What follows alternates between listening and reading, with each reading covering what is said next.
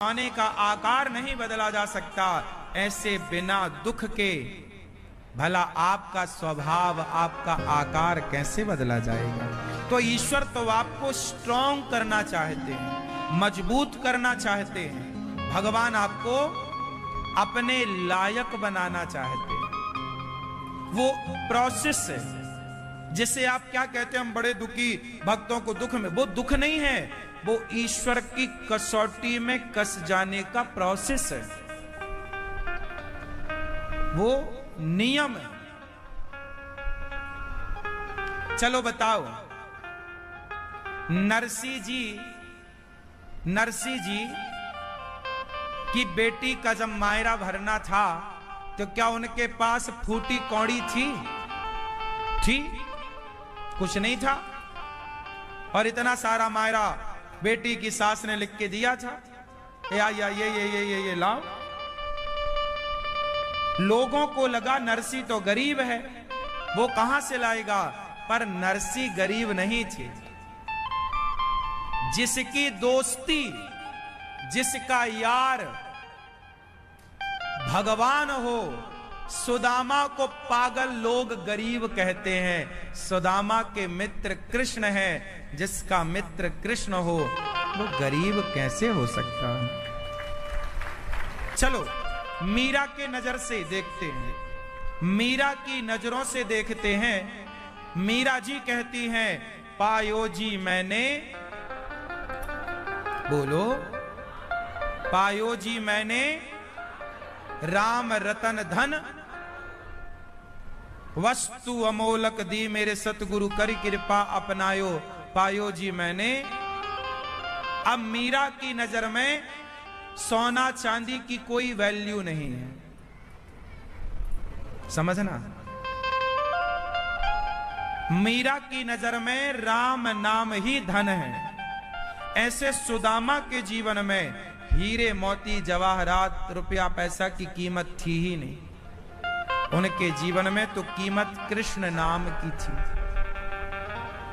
इसलिए जो कागज के टुकड़ों के पीछे भागे, उसके लिए तो कागज के टुकड़े बहुमूल्य हो सकते हैं, लेकिन जो राम नाम को, कृष्ण नाम को, भगवान श्रीमन नारायण को समझ गया, वो कागज के टुकड़ों के पीछे ना भागेगा, वो तो प्रभु के पीछे भागेगा। और बताओ फिर वो गरीब कहां है?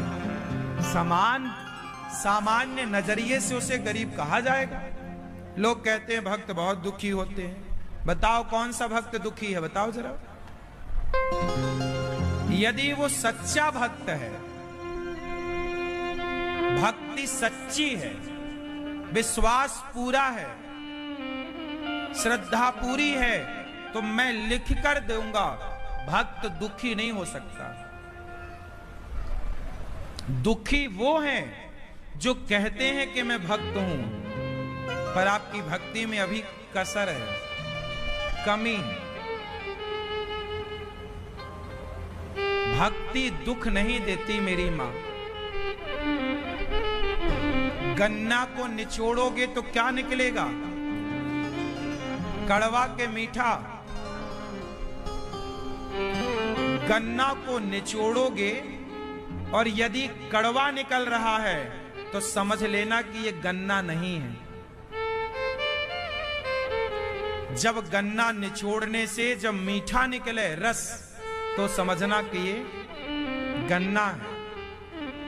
जब आपके भक्ति करने से आपको लगे कि मैं दुखी हूं, तो समझ लेना कि वो भक्ति नहीं है। जब आपकी भक्ति के बाद आपको पल पल पग पग में सुख का, आनंद का अनुभव होने लग जाए, समझ लेना कि ये भक्ति है। भक्ति करोगे और दुखी रहोगे, कैसी बात करते हो? वो भगवान जो जगत का पालनहार है, जो भगवान चुटकी में विभीषण को राजा बना सकते हैं, जो भगवान चुटकियों में सुग्रीव को राजा बना सकते हैं, उन भगवान का भक्त कहे कि जी मैं दुखी हूं, नहीं, हो ही नहीं सकता। अभी भक्ति में कसर है। यदि आपके जीवन में दुख है तो अभी आप भक्त अभी थोड़ा कच्चे हैं। आम अभी कच्चा है तो खट्टा, पक जाएगा अपने आप मीठा हो जाएगा, कुछ भी उसमें डालना नहीं पड़ेगा। बोलो हाँ कि ना? बस यदि आपके जीवन में खटास है, दुख है, मतलब अभी आप कच्चे हैं। जिस दिन ये भक्ति पक जाएगी ना तो पका हुआ आम मीठा होता है। ऐसे पकी हुई भक्ति केवल सुख देती है, आनंद देती है। वहां दुख का दूर दूर तक कोई काम। कसौटी के कुछ दिन से गुजरना पड़ सकता है, ये बात ठीक है कि एग्जाम रोज तो नहीं होता, पर होता तो है।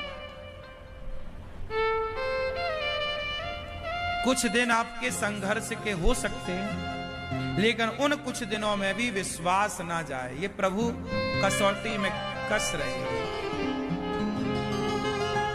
हाँ या ना?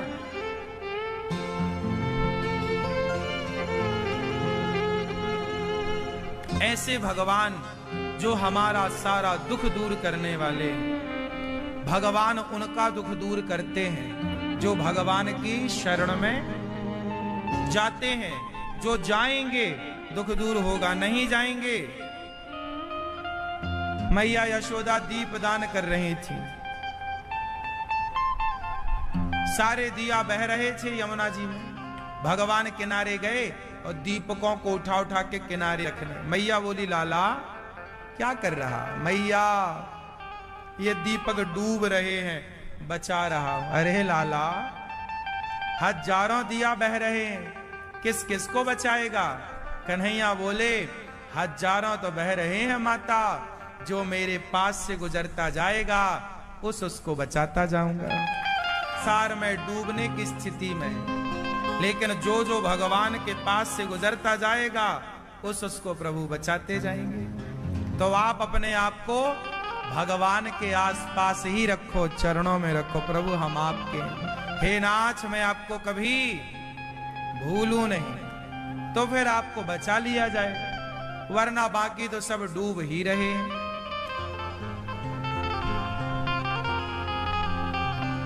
हाँ भगवान विश्वास वाले को मिलते हैं। मेरी हर मुश्किल का हल कौन, आप बताओ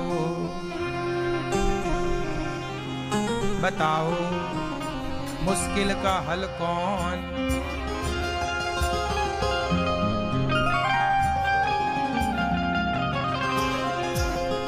मेरी हर मुश्किल का हल बन जाता तू ही है, उलझन भी मेरी हर पल सुलझाता तू ही है। मेरा तो बस शाम सहारा तू ही है।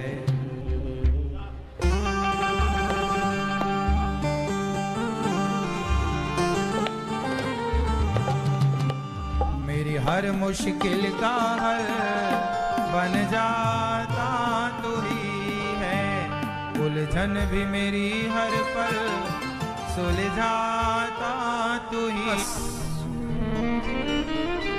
विश्व में,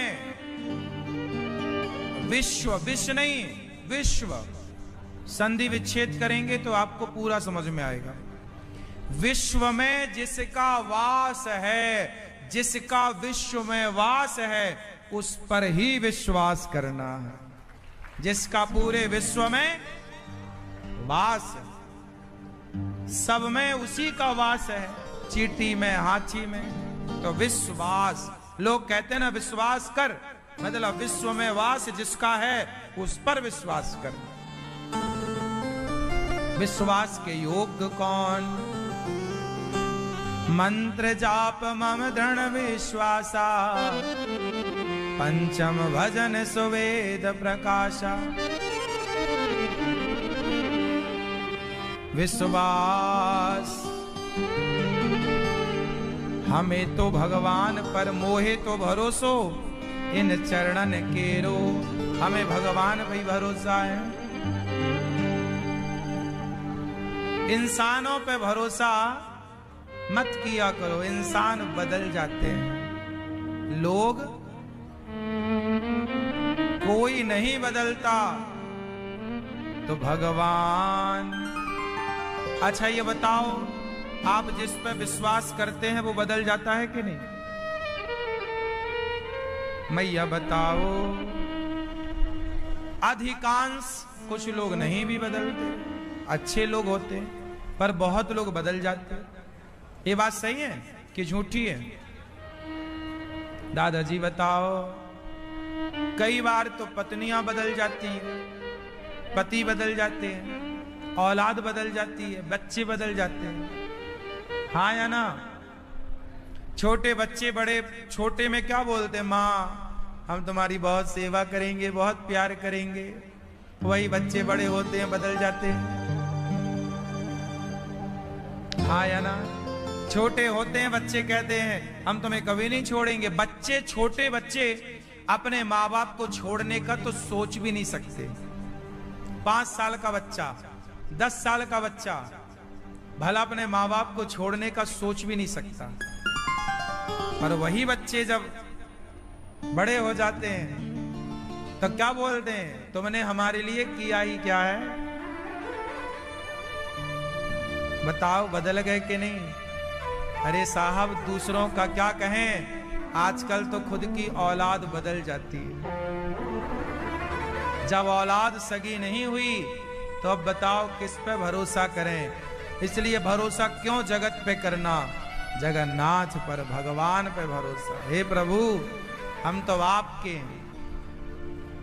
पार लगाओ तो आप, डुबाओ तो आप, हमारी गाड़ी तो आपके हाथ है। नैया आप संभालो, जैसे मर्जी हो वैसे करो। चाहो तो पार लगा दो, चाहो तो डुबा दो। बात सही है?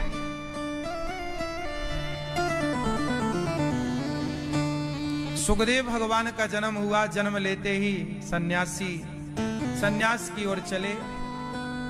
देवांगना स्नान कर रही थी। व्यास जी सुखदेव भगवान को देखकर वस्त्र उन्होंने नहीं पहने, व्यास जी को देखकर वस्त्र धारण किए।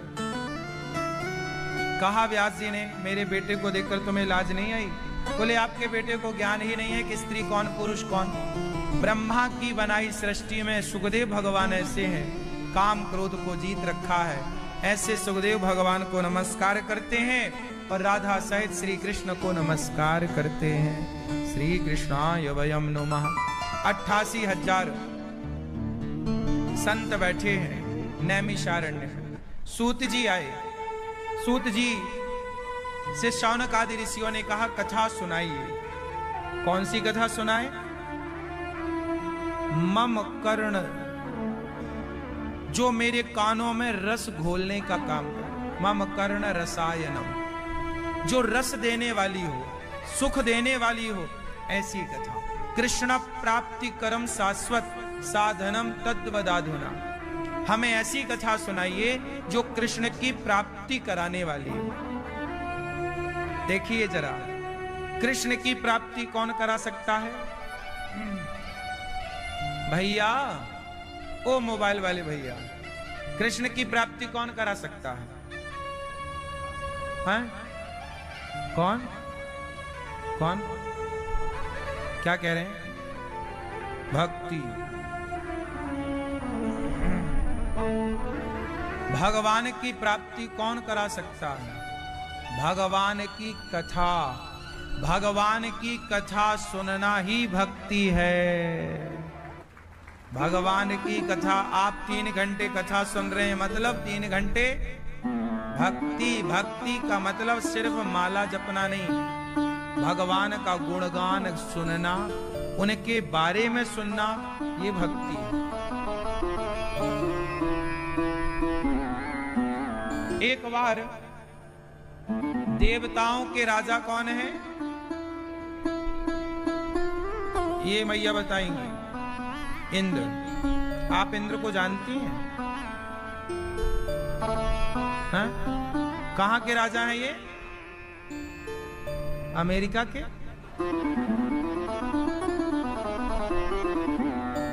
सूर्यलोक के? स्वर्ग के?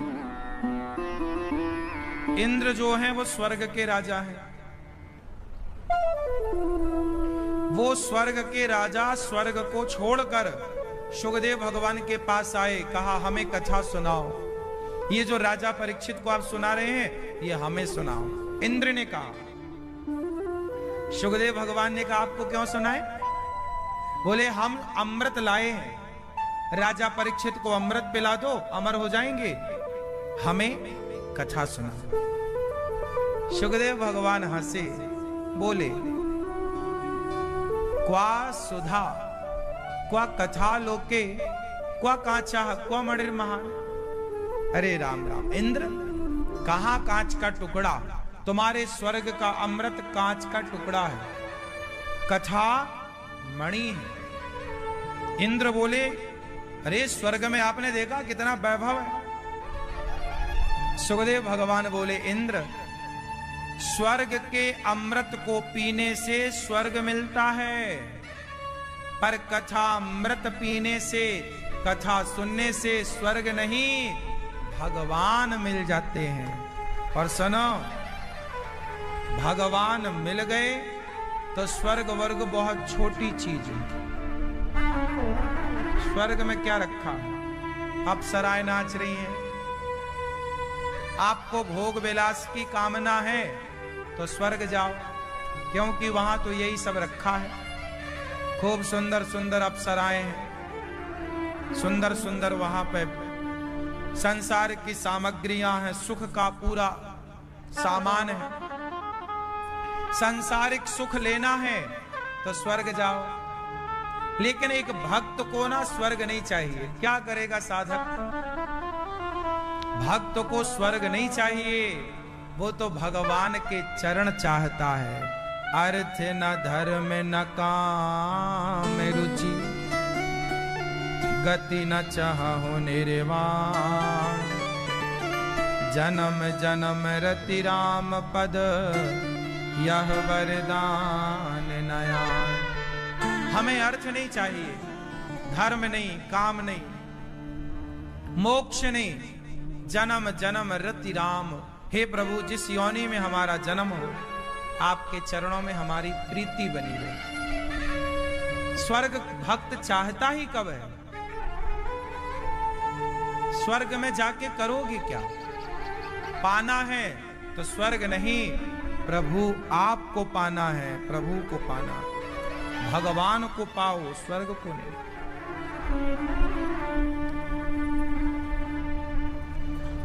तो इंद्र बोले कि ये स्वर्ग का अमृत पिलाओ। परीक्षित जी से पूछा, परीक्षित, अच्छा परीक्षित जी को 7 दिन में मरने का श्राप लगा था। परीक्षित जी के पास टाइम कितना था? 7 दिन बाद क्या होता? क्यों 7 दिन बाद परीक्षित जी के साथ क्या होने वाला था? क्यों मैया, क्या होता बुआ जी? 7 दिन में वो मर जाते। उनको 7 दिन में मरने का श्राप लगा था। किसने दिया था? श्रृंगी ऋषि ने। क्यों दिया था? क्योंकि एक संत के गले में मरा हुआ सांप डाल दिया, तो संत का अपमान करने से उन्हें 7 दिन में मरने का श्राप मिला। जब आप संतों का अपमान करते हैं आपकी उम्र घट जाती है, जब संतों का सम्मान करते हैं आपकी उम्र बढ़ जाती है। इसलिए संतों का अपमान करके क्या पाओगे? क्या पाओगे?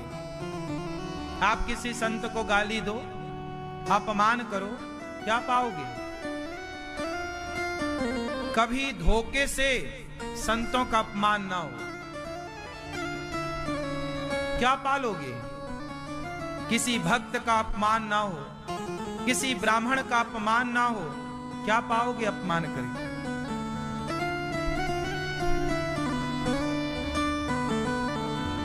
किसी का अपमान क्यों? राजा परीक्षित जैसा राजा ने अपमान किया, उम्र कम हो गई, 7 दिन बचे शेष।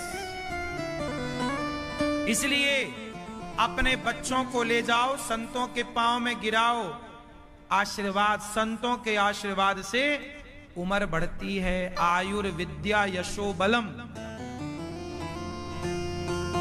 प्रणाम करने से क्या बढ़ता है? आयु, विद्या, यश, बल। आयुर्विद्या यशो बलम।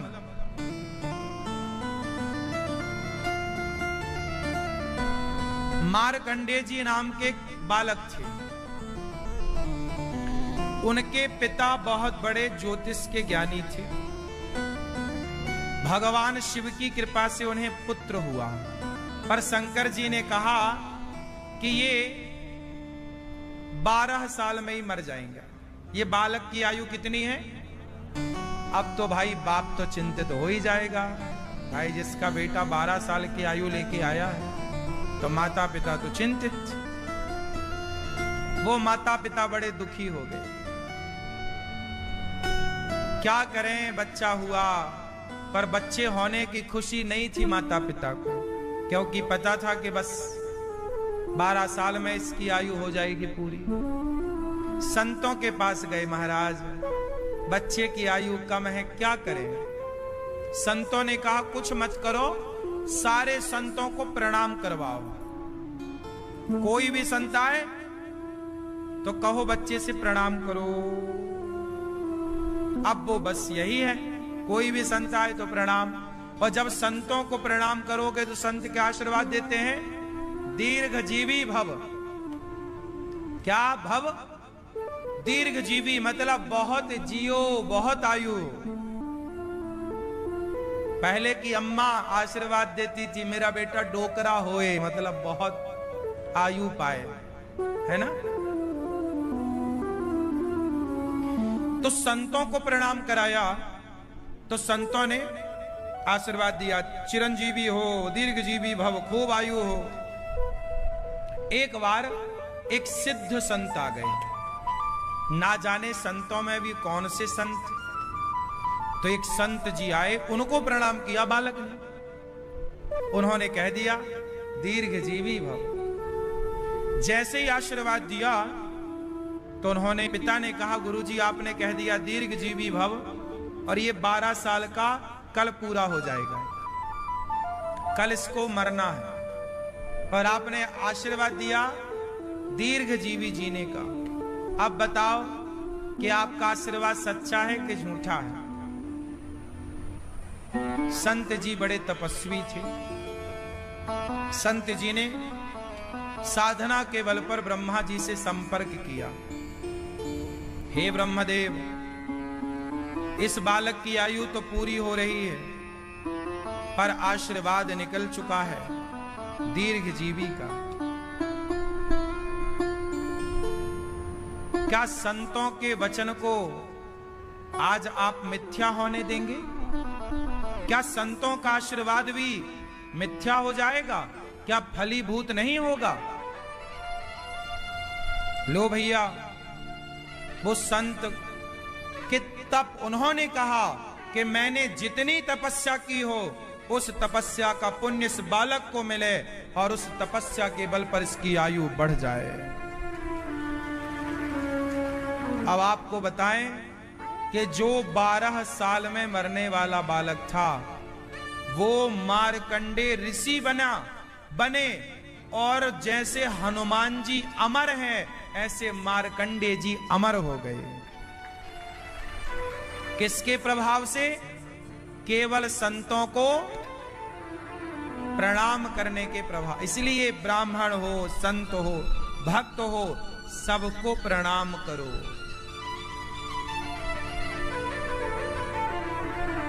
आशीर्वाद लेने में क्या नुकसान है?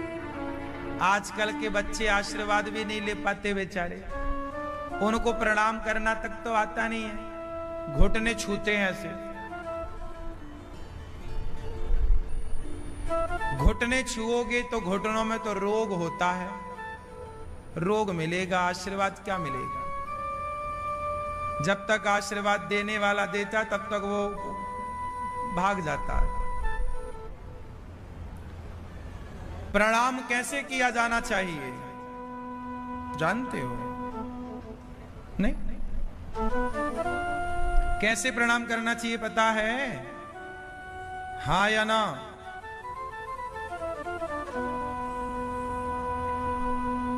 ब्राह्मणस्य गुदम शंखम शालिग्रामम च पुस्तकम वसुंधरा न सहते कामनी कुछ मर्दनम। धर्म सिंधु नाम का एक ग्रंथ है। प्रणाम कैसे करना चाहिए जानते हो? पुरुषों को लेटकर प्रणाम करना चाहिए। पुरुषों को दंडवत प्रणाम करना चाहिए। पर दंडवत प्रणाम करते समय भी पुरुषों का कमर का हिस्सा जमीन से उठा हुआ रहना चाहिए। माता को पिता को प्रणाम करते समय दंडवत। अब कुछ लोग ना प्रणाम कैसे करते हैं? गुरुजी जा रहे और चलते हुए गुरुजी के पांव पकड़ लेते। गुरुजी गिरे तो दांत टूट गए 3-4। ऐसे चेला जो गुरु के दांत तोड़ रहे हैं। गुरुजी जा रहे हैं रफ्तार, वो चेला गिर पड़ा पांव में। आप तो मरेंगे, चेला मरे या गुरु मरे। क्यों ऐसी है? ये प्रणाम नहीं है कि तुम पांव पकड़ लो। पांव को छूने का मतलब ये नहीं है कि पांव को टच कीजिए, टच नहीं करना। माता के चरणों में गिरना है दूर। ऐसे लेट कर दंडवत करो। भगवान को छूना नहीं है, दूर से दंडवत। गुरु को दूर से दंडवत। जहां हो वहीं से प्रणाम। अब आप लोग क्या करते हैं? कुछ लोग तो गुरुजी का हाथ पकड़ के रखवाते, सिर पे पकड़ के हाथ रखो।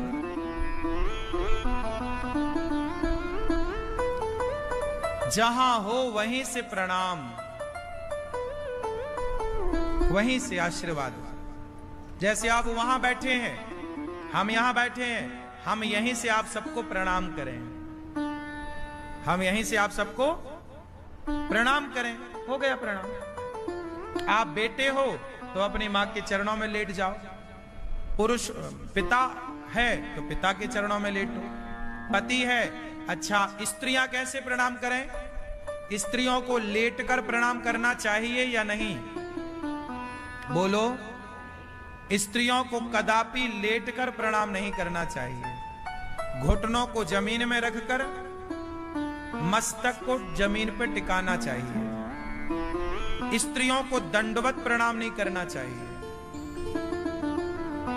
एक बार हमने ये कह दिया कि स्त्रियों को लेटकर प्रणाम नहीं करना चाहिए क्योंकि स्त्रियों के स्तनों का भार पृथ्वी नहीं सह पाती।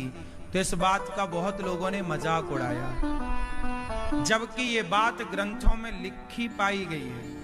सुनो, मैं श्लोक बोल रहा हूं इस बात का प्रमाण। धर्म सिंधु नाम का एक ग्रंथ है, उसमें यह बात लिखी है कि ब्राह्मण को कभी जमीन पे नहीं बैठना चाहिए, अर्थात आसन के बिना। कभी बिना आसन के ब्राह्मण को नहीं बैठना चाहिए। ब्राह्मणस्य गुदम शंखम, ब्राह्मणों का पृष्ठभाग जमीन में नहीं, आसन में। शंख को कभी जमीन में नहीं रखना चाहिए। शंख बजाने वाला ब्राह्मण को कभी जमीन पर नहीं बैठना चाहिए, आसन होनी चाहिए। शंख को जमीन पर नहीं रखना चाहिए, आसन होनी चाहिए। शालिग्राम भगवान को कभी जमीन पर नहीं रखना चाहिए, उनकी अपनी आसन होनी चाहिए। और स्त्रियों का वक्षस्थल कभी जमीन पर, सीधा भूमि पर टच नहीं होना चाहिए। बिना आसन के जमीन पर टच ना हो। यदि आप लेटे तो कुछ नीचे बिछा हुआ होना चाहिए, है ना? यदि ये ब्राह्मणों का पृष्ठभाग शंख, शालिग्राम और स्त्रियों को वक्षस्थल यदि सीधे भूमि पर स्पर्श करता है तो पृथ्वी इनका भार नहीं सह पाती। ये बात लिखी है, तो जो लिखा है साहब वही तो बोला जाएगा। अब इसका भी तुम मजाक उड़ाओ तो हम क्या करें, उड़ाते रहो। पढ़ना पड़ता है ना चीजों को, इसलिए स्त्रियों को दंडवत प्रणाम नहीं करना चाहिए। लिखा है कि वसुंधरा ना सहते कामनी कुछ मर्दनम। कामनी मतलब स्त्रियों का जो पृष्ठ भाग है, ये वक्षस्थल है, ये हिस्सा वसुंधरा ना सहते मतलब पृथ्वी नहीं सहती। मर्यादा ये क्यों कही?